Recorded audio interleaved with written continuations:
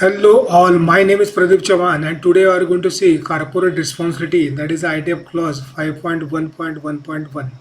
So they are saying organization shall define and implement corporate responsibility policies. So what is a policy? It is a kind of document which is defined by the top management. So whenever there is a word policy is there, policies are there. So that means that document which should be defined by the top management, that include, rather it should be minimum three policies by the management. That is a anti-bribery policy, second is a code of conduct, third ethics escalation policy. It is also known as a whistleblowing policy. So let us start with the first one, that is a anti-bribery policy. So what is the anti-bribery policy? It is a guideline to prevent the corruption. So what is the corruption? That is a misuse of power for personal gain. Ensure ethical conduct. So what is a ethical? That is behaving morally right, honest and fair toward the other. So that is the meaning of ethical conduct. And it regulating the acceptance and offering of the gift. So regulation of whatever you are having, the gift or the acceptance, that kind of process will be regulated by this policy. And it promote the transparency, accountability, and it help to protect the organization's reputation and reduce legal risk. Why this has come into picture? Because of the General Motor testing fraud and Volkswagen emission fraud. So these two fraud underscore the importance of the developing strong anti-bribery policy, and it driving the organization to adopt stricter compliance measure and cultivate a culture of the integrity. So because of these two, fraud, this anti-bribery policies requirement came into picture. So these are the very, focus, rather it was discussed at the international level how to overcome this kind of fraud. Even in our society also, so many fraud or the scam has happened. For example, 2G scam, cool scam. At the international level, Carlos, who was a CEO of the Nissan, that some kind of fraud has happened. So which led to develop the guideline in the international level. ISO this 37001, this anti-bribery management system requirement guideline was developed because of this scam. Coming to IATF requirement for the anti-bribery policy, which was motivated, rather necessity has come from the General Motor car testing fraud. So what was a fraud? Let us discuss.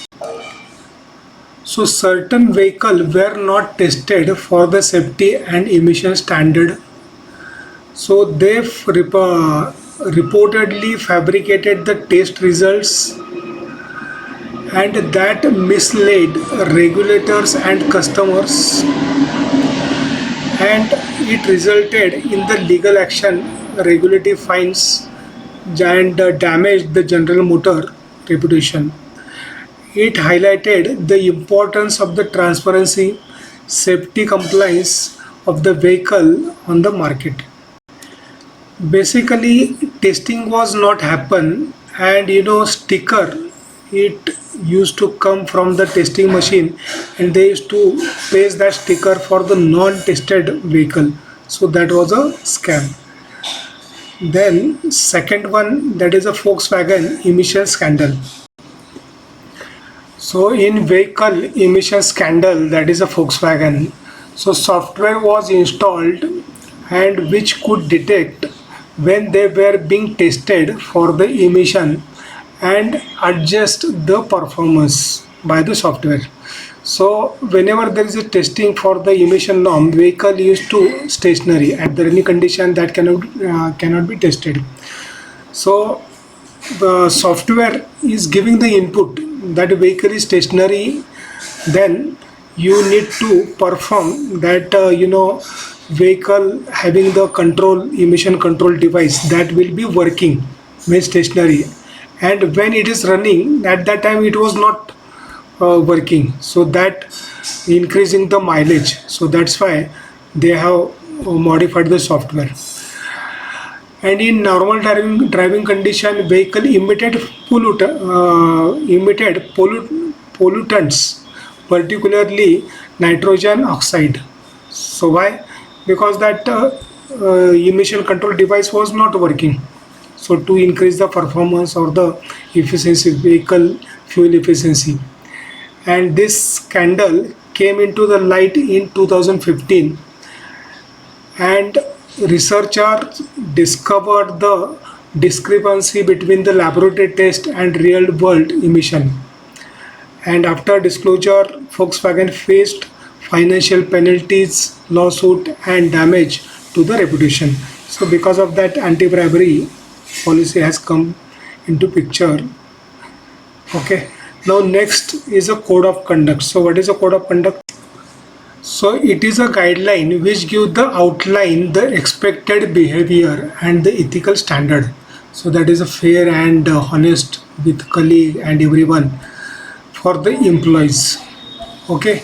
So to ensure integrity, respect and accountability. So few example for the code of conduct are given here. For example, company's values, honesty, transparency, accountability. So that are the example of code of conduct. Employee behavior, you can say all colleagues should be respected. So that is a code of conduct. Then dress code. In the dress code, you can say so you should wear professional dresses, then appropriate appearance. So that is a code of conduct for the dress code. Then leave policy, leave in advance, you have to get it approved. Then minimum disruption to the ongoing activity. Then conflict of interest. So what is a conflict of interest? Personal interest could interfere with a professional decision, so that should be avoided.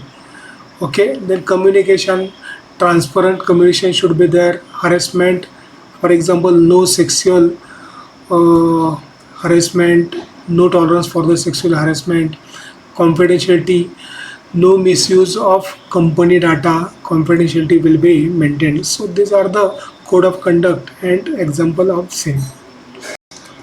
Let us go to the last policy, that is a whistleblowing policy. So employee or the interested party to report unethical conduct. So there should be system where anybody, including employee or the third party, can report the unethical conduct. So escalation process example are given. Example, toll free number you can have. You can have the app. Then what is requirement that whistleblowing policy should be communicated to all appropriate person. So even we have got ISO standard for the whistleblowing management. So these are the three policy as per the ITF requirement. Now question is how these policies will be communicated. So few example for the communication are mentioned here.